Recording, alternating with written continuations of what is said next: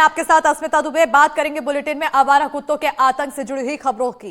रात का सन्नाटा हो या दिन का उजाला, आवारा कुत्तों का खौफ अब हर जगह लोगों की रूह कांपने लगा है।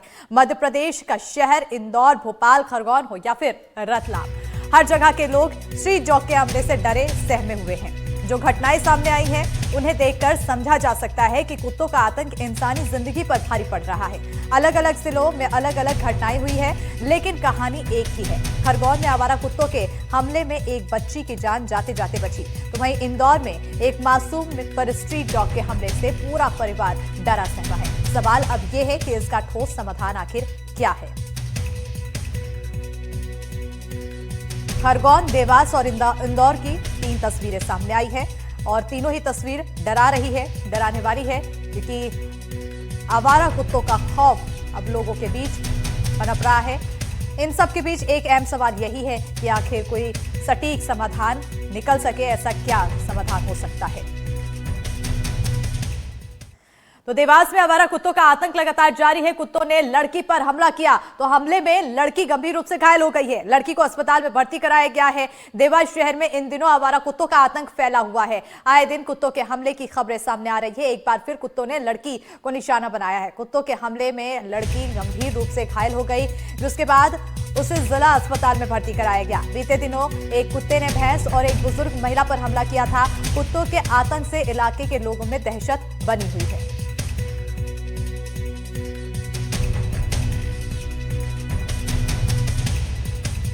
लगातार कुत्ते के हमले से जुड़ी हुई खबरें सामने आ रही है। आवारा कुत्तों का आतंक फैला हुआ है। तस्वीरें सामने आई है देवास से, जहां आप देख सकते हैं आवारा कुत्ते ने हमला किया।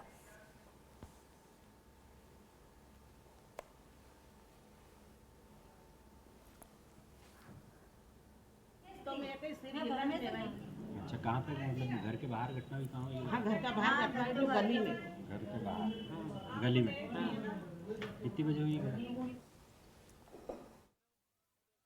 देवास शहर नहीं, जिले भर में आवारा कुत्तों का आतंक खत्म नहीं हो रहा है। इसको लेकर वार्ड नंबर 22 के पार्षद प्रतिनिधि ने मुहिम चलाई और आवारा कुत्तों को उठवाया गया। जब यह खबर चली तो जो कुत्ता प्रेमी हैं वो नगर निगम में एकत्रित हो गए और कुत्तों के खिलाफ आवाज उठाई। आवारा कुत्तों को नहीं उठाएंगे। लेकिन बात करें देवास में, कुत्ते ने जानवर एक भैंस को काटा, फिर एक बुजुर्ग महिला को काटा और आज ताजा उदाहरण है एक बच्ची जो अपने घर के आंगन में खेल रही थी, बिंजाना में, उसको कुत्तों ने इतनी बुरी तरह काटा कि उसको जिला अस्पताल लाया जाया, जहां पर उसका इलाज चल रहा है। आखिर नगर निगम के कम्बल ओढ़कर सोए हुए अधिकारी कब आवारा कुत्तों को देखेंगे और शहर को आवारा कुत्तों से कब निजात मिलेगी? मेरा कैमरा सहयोगी हर्षल के साथ एनडीटीवी से अरविंद चौक से देवास। बिटिया 19 साल की निकिता बैरागी को लेकर उसके परिजन आए थे, जिसमें उन्होंने बताया कि घर के पास ही किसी डॉगी ने उसको काट दिया है। जब परीक्षण किया तो उसके दाएं पैर, जांघ और पैर में 10 से ज़्यादा कुत्ते के काटने के दांतों के निशान थे और खून बह रहा था। उसको जो गाइडलाइन से जो इलाज होना चाहिए वो उसका प्रारंभ कर दिया गया है और उसको भी भर्ती भी किया गया है, क्योंकि ब्लीडिंग हुई है। हो सकता है कोई गंभीर स्थिति ना हो, और अभी पेशेंट स्टेबल है, तो यहाँ के फीमेल सर्जिकल वार्ड में भर्ती है। और अब बड़ी खबर खरगोन से है, जहां मासूम बच्ची पर आवारा कुत्तों का हमला। सड़क पर जा रही बच्ची पर हमला किया, बच्ची ने भागकर अपनी जान बचाई है। वीडियो सामने आया, आसपास के लोगों के आने से कुत्ते भागे।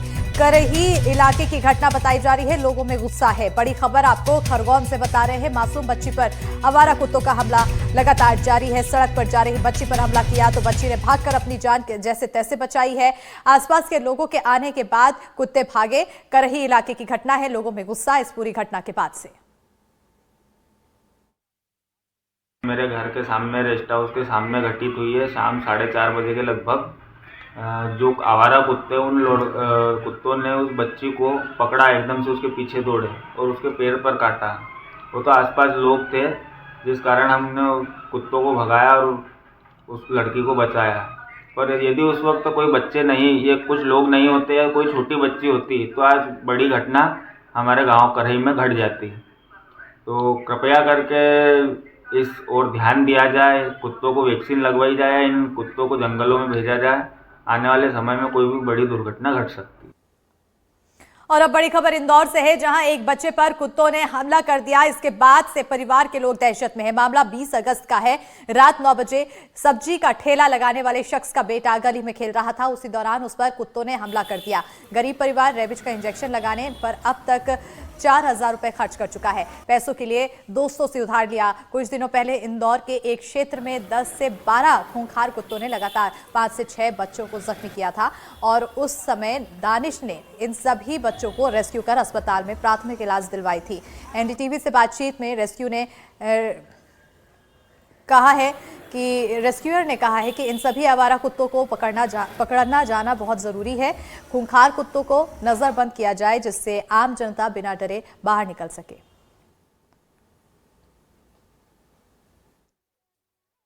तारीख को काटा था, संडे का दिन था, 9 बजे रात में काटा था। कौन से महीने की? इससे पिछले वाले महीने में काटा था। कितने टाके लगे, कितने इंजेक्शन इसमें लगे? टाके तो बहुत लगे थे। और इंजेक्शन पूरा 5 लगे। कितना खर्चा आ गया आपको? पूरा खर्चा लग गया था 3-4 हज़ार रुपये में टोटल लगा था। कैसे अफोर्ड किया आपने? सब्जी का ठेला लगाता है, कोई आदमी लोग थोड़ा बहुत हेल्प किया इसको। अपने बड़ा भाई से गांव से पैसा मंगाया था, बस सब्जी बेचता था, उसी से लगाता था। टाइम वेस्ट होता था। कितने साल का बेटा है आपका? मेरा 5 साल का बेटा है। हम अस्पताल ले गए थे उनको, बच्चों को, घायल बच्चों को। 10 से 12 खुगार कुत्ते हैं यहाँ, उन बच्चों को काटा गया है और उन बच्चों को अभी तक उनका इलाज चल रहा है।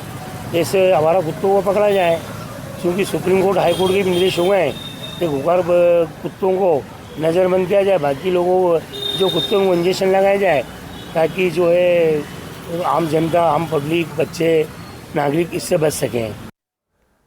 तो देखिए, लगातार आवारा कुत्तों का आतंक बढ़ता हुआ दिखाई दे रहा है। उधर बीते दिन जब दिल्ली में इसी बात को लेकर ये पूरा मामला सुप्रीम कोर्ट तक पहुंचा तो डॉग लवर्स के बीच भी एक अलग प्रतिक्रिया देखने को मिली थी। जब भी आवारा कुत्तों की बात आती है तो दो गुट आपस में बढ़ते हुए दिखाई देते हैं। और ज्यादा जानकारी के साथ हमारी सहयोगी भोपाल से निहारिका शर्मा जुड़ चुकी हैं। अन्य सहयोगी भी हमारे साथ जुड़ेंगे। सबसे पहले निहारिका, आपकी ओर आना चाहूंगी। आवारा कुत्तों का आतंक लगातार बढ़ता जा रहा है। लगातार सुप्रीम कोर्ट तक ये दलीलें जाती हैं आवारा कुत्तों को लेकर, लेकिन उसके बाद दो पक्ष आमने सामने आ जाता है। सवाल ये है कि आखिर क्या ऐसा ठोस उपाय है जिसको अपनाया जा सके इससे निजात पाने के लिए? बिल्कुल अश्मिता, देखिए बात बेहद स्वाभाविक सी है कि जब कुत्तों को लेकर बात आती है तो दो गुट आपस में बढ़ जाते हैं। एक गुट कुत्तों के लिए आवाज उठाता है तो एक उनके खिलाफ आवाज उठाता है। जो पीड़ित होते हैं वो स्वाभाविक तौर पर उनके खिलाफ आवाज उठाते हैं, लेकिन जो डॉग लवर्स होते हैं वो उनके लिए आवाज उठाते हैं। दिल्ली एनसीआर ने पिछले दिनों एक रूल पास किया था। दिल्ली एनसीआर में सुप्रीम कोर्ट में एक रूल पास था। उनका ये कहना था कि सारे कुत्तों को पकड़ के उनके डॉग शेल्टर्स में डालने चाहिए, उनका वहां पर ट्रीटमेंट किया जाना चाहिए, रख रखाव किया जाना चाहिए। लेकिन एक तरफ जब ये बात आती है तो दूसरी तरफ जब इसके बारे में रिसर्च होती है, हम पता लगाने की कोशिश करते हैं कि आखिरकार कितने होम सेंटर्स या फिर इस तरह के डॉग शेल्टर्स वहां पर बने हैं डॉग्स के लिए, तो वो बहुत चौंकाने वाला आंकड़ा होता है। क्योंकि मध्य प्रदेश की राजधानी भोपाल की बात करें तो हमारे पास डॉग शेल्टर नहीं है। अगर आर्थिक राजधानी इंदौर की बात करें तो केवल एक डॉग सेंटर है। तो ऐसे में उन्हें वहां पर रखना भी जाहिर तौर पर एक ज्यादती होगी, क्योंकि जब तक वहां पर प्रॉपर डॉग शेल्टर्स नहीं है उन्हें नहीं रखा जा सकता है, क्योंकि हजारों की तादाद में कुत्ते हैं। और ऐसे में अगर वहां पर रखने के बाद वहां की संख्या भी, अगर वहां पर संख्या कम है और अगर कुत्तों को रखा जाता है तो वहां पर उन्हें भी परेशानी हो सकती है। तो ऐसे में जीव जंतु के साथ भी हम इस तरह का खिलवाड़ नहीं कर सकते। एक सबसे बड़ा इसका रास्ता यही है कि अब जगह जगह पर डॉग सेंटर्स या डॉग शेल्टर्स बनाने शुरू किए जाने चाहिए, ताकि वहां पर आवारा कुत्तों को रखा जा सके।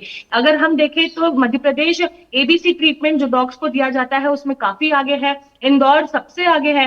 लेकिन एबीसी ट्रीटमेंट देने के बाद कुत्तों को पुनः उसी स्थान पर छोड़ दिया जाता है जहां से उन्हें पकड़ा था। तो वहां पर डॉग्स को तो छोड़ दिया। कहने के लिए लोगों का यह है कि एबीसी ट्रीटमेंट देने के बाद डॉग्स कम एग्रेसिव होते हैं, लेकिन कम एग्रेसिव होना एग्रेसिव नहीं होने के बराबर नहीं होता है। डॉग्स एग्रेसिव है एंड यू नेवर नो कि कब डॉग इस तरह से दौड़ते बच्चों के पीछे लग जाए या फिर उन्हें काट ले। और अब हम लगातार इस तरह की घटनाएं देख ही रहे हैं जिसमें छोटे छोटे बच्चों को भी शिकार बनाया जा रहा है। कई बच्चे डर के कारण घरों से बाहर नहीं निकलते हैं, कई बच्चे घरों से बाहर निकलते हैं तो फिर इस तरह से डॉग्स उनका शिकार कर लेते हैं। अगर हम इंदौर की, खरगोन की और देवास की खबरें देख रहे हैं तो उन सभी में कोई ना कोई इस मामले में क्षतिग्रस्त हुआ ही है। इसके अलावा अगर हम देखें तो कुछ दिन पहले ही इंदौर में एक और ऐसा केस आया था जिसमें हॉस्टल से निकली हुई बच्चियों के ऊपर ही डॉग्स ने ऐसे आतंक कर दिया कि वे लोग रोना शुरू कर दिए, चिल्लाना शुरू कर दिया, आसपास के लोग भी उन्हें नहीं बचा पा रहे थे। इस तरह का माहौल अब जगह जगह बन चुका है और ये केवल इंदौर, देवास या खरगोन की बात नहीं है, ये राजधानी की भी बात है।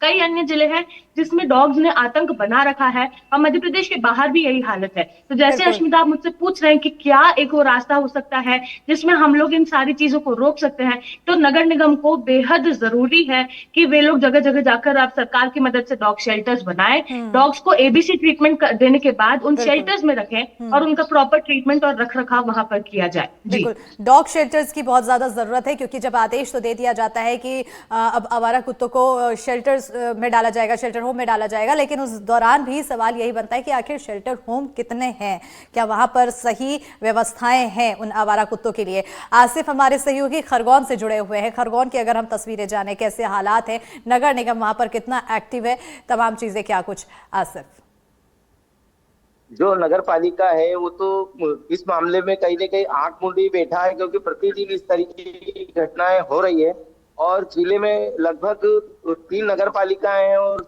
लगभग 7 नगर पंचायतें हैं और आए दिन वहां पर इस तरीके की घटनाएं घट रही है और लगभग 600 पंचायत है। आदिवासी बहुल्य इलाका होने के बावजूद भी अगर हम इसका पूरे महीने का रिकॉर्ड देखना चाहें अगर, तो कम से कम 150 से 200 मरीज इसके डॉग जो कुत्तों के काटने के आ रहे हैं और लगातार इनकी संख्या बढ़ रही है और बच्चों को पूरे शहर में अगर देखा जाए तो लोगों में भय सा व्याप्त है। बच्चे, मासूम बच्चे किसी चीज को लेकर अकेले बाहर निकलने में डर रहे हैं। बिल्कुल, बाहर निकलने में भी डर रहे हैं। घटनाओं की अगर बात की जाए तो अब तक कितनी ऐसी घटनाएं सामने आई हैं, कोई पीड़ित निकलकर सामने आया हो, कितने पीड़ित हैं, अस्पताल का क्या कुछ आंकड़ा है आसिफ? अगर अस्पताल के आंकड़े की बात करें तो 2500 से 3000 के लगभग पिछले महीने तक की घटनाएं सामने आई थी और इसी के चलते कहीं ना कहीं देखा जाए कि नगर पालिका के पास भी पुख्ता इंतजाम नहीं है कि कुत्तों को, जो आवारा कुत्ते हैं उनको पकड़कर कहाँ रखे। वो नसबंदी जैसी बात भी करें, इन्होंने नसबंदी भी की मगर नसबंदी के बाद भी उन कुत्तों को छोड़ दिया गया, उसके बावजूद भी लगातार इनकी संख्या बढ़ते जा रही है। बिल्कुल, संख्या लगातार बढ़ती जा रही है। निहारिका, जैसा कि आपने बताया कि शेल्टर होम्स होना बहुत ज़रूरी है, इसके अलावा और क्या कुछ व्यवस्थाएं की जा सकती है, क्योंकि अभी तो फिलहाल नहीं शेल्टर होम बन पाया है, तुरंत नहीं बन पाएगा, तब तक आखिर क्या कुछ एक्शन लिया जाए? देखिए, अगर हम इस एक्शन की बात करें तो ट्रीटमेंट भी लोगों को प्रॉपर या फिर जगह जगह पर नहीं मिल पा रहा है। कुछ एक चुनिंदा सरकारी अस्पताल होते हैं जहां पर पहुंचकर लोग रेबीज का इंजेक्शन लगवा पाते हैं। चूंकि हम इंदौर की ही खबर दिखा लेते तो हम इंदौर की बात करते हैं। इंदौर में केवल एक अस्पताल है, लाल अस्पताल, हुकुमचंद अस्पताल, जहां पर इसका ट्रीटमेंट दिया जाता है। अब इंदौर संभाग का अगर किसी भी गाँव से भी व्यक्ति ऐसा होगा जो पीड़ित होगा, उसे अपने बच्चे को या किसी को भी, जो भी परिजन है, उसे लेकर इतनी दूर, इतने किलोमीटर दूर आकर वो इंजेक्शन लगवाना पड़ेगा। और अगर वो इतनी दूर आकर इंजेक्शन नहीं लगवाना चाहता है तो फिर उसको हजारों में इंजेक्शन प्राइवेट अस्पतालों में लगवाना पड़ेगा। तो वो जो चीजें होती है, जो प्रॉपर ट्रीटमेंट भी लोगों को समय पर नहीं मिल रहा है, लोगों को वहां पर जब पहुंच जाते हैं तो उसके बाद भी अटेंशन नहीं मिलता है। फिर अगर हम इंजेक्शन की बात करें तो एक अगर डॉग बाइट होती है तो उसके लिए 5 अलग अलग इंजेक्शन लगवाने पड़ते हैं, उसका कॉस्टिंग होती है। अभी हम जैसे देख रहे थे कि इंदौर में वो जो सब्जी का ठेला लगाने वाले भैया है, उनकी बेटी को कुत्ते ने काटा और बच्चे को कुत्ते ने काटा और उसके बाद उस बच्चे को ट्रीटमेंट करवाने के लिए उन्हें जगह जगह से पैसे मांगने पड़ रहे हैं। इसका कारण यही है कि जब दूर होती है चीजें या फिर नहीं पहुंच पाते हैं वहां तक, तो फिर उसका ट्रीटमेंट का पैसा कैसे दिया जाए या कहां से दिया जाए। तो जगह जगह पर ट्रीटमेंट के लिए इंजेक्शन अवेलेबल हो, ट्रीटमेंट अवेलेबल हो, ये भी जरूरी है। जैसे कि शेल्टर होम नहीं बन पा रहे हैं तो कुत्तों को तो अंदर नहीं रखा जा पा रहा है, लेकिन जो बच्चे बाहर खेल रहे हैं वे सुरक्षित रहे, इस पर भी ख्याल रखा जा सकता है। एबीसी ट्रीटमेंट भी प्रॉपरली किया जाए, समय पर किया जाए। जब इंदौर की बात आई थी तो हाईकोर्ट ने भी ऑर्डर दिया था कि नगर निगम के साथ मिलकर हर हफ्ते एक रिपोर्ट दी जाएगी। उस रिपोर्ट में ये मेंशन किया जाएगा कि हर हफ्ते में कितने डॉग्स का एबीसी ट्रीटमेंट किया गया है। 2 हफ्तों तक की रिपोर्ट जाती है, तीसरे हफ्ते रिपोर्ट बंद हो जाती है। जब नगर निगम से पूछते तो कहते हैं कि हम रिपोर्ट पर काम कर रहे हैं। हाईकोर्ट जब सवाल पूछता है तो फिर दोनों को नोटिस दे दिया जाता है। तो इस तरह से काम अगर हो रहा है तो ये लापरवाही की तरफ ही हमें अंदेशा दिखाता है, उसकी तरफ ही इशारा करता है। तो ऐसे में हर चीज को प्रॉपरली बैलेंस कर करके चलना बेहद जरूरी है। फिर चाहे वो ट्रीटमेंट देना हो या डॉग्स के प्रति लोगों को जागरूक करना हो, या फिर जगह जगह पर अगर इतने आक्रोशित डॉग्स है, कहीं पर अगर शिकायत आती है किसी एक डॉग की कि उसने इस तरह से आतंक मचाया है, तो कम से कम उसे वहां से पकड़ के ले जाया जा सके। तो ऐसे में अगर सारे कुत्तों को हम नहीं रख रहे हैं, तो जो कुत्ते आतंक मचा रहे हैं कम से कम हम उन्हें वहां से हटा सकते हैं। तो कहीं ना कहीं सुधार की तरफ हम कदम बढ़ा पाएंगे। लेकिन अगर हम इंतजार करते रहेंगे कि सुप्रीम कोर्ट से ऑर्डर आएंगे या फिर हाई कोर्ट हमें ऑर्डर देगा या हमें रिपोर्ट पेश करनी होगी, हम तब ये काम करेंगे, तो ये बेहद लापरवाही की बात है। बिल्कुल। आसिफ, आपकी ओर आना चाहूंगी, क्योंकि जैसा कि अभी निहारिका ने भी कहा कि कुत्तों को लेकर अगर शेल्टर होम नहीं है तो आम लोगों के लिए व्यवस्थाएं ऐसी होनी चाहिए कि वो लोग अगर बाहर निकल रहे हैं तो सुरक्षित रहें। अगर खरगोन की बात की जाए तो वहां पर अस्पताल में आखिर व्यवस्थाएं कैसी है? क्या उन्हें समय पर रेबीज के इंजेक्शन मिल पाते हैं? क्या उन्हें किसी समस्या से दो चार होना पड़ता है? नहीं, इस तरीके की तो अभी कोई बात सामने नहीं आई है कि उनको ट्रीटमेंट नहीं मिल रहा है, मगर इस बात से ये कहा जा सकता है कि रूरल एरिया होने की वजह से, बहुत दूर होने की वजह से उनको आने में कहीं ना कहीं तकलीफों का सामना करना पड़ता है। मगर ग्रामीण इलाका, आदिवासी बोले होने के नाते वो कहीं ना कहीं आ जाते हैं। बिल्कुल। बहुत शुक्रिया आसिफ तमाम जानकारी देने के लिए, निहारिका तमाम जानकारी देने के लिए। तो अब देखना होगा कि आखिर अब आवारा कुत्तों को लेकर लगातार जो इनका प्रकोप बढ़ रहा है, सरकार माफ कीजिएगा निगम प्रशासन आखिर कितना एक्टिव हो जाता है और कितना ज्यादा सख्ती बरती जाती है। और अब बात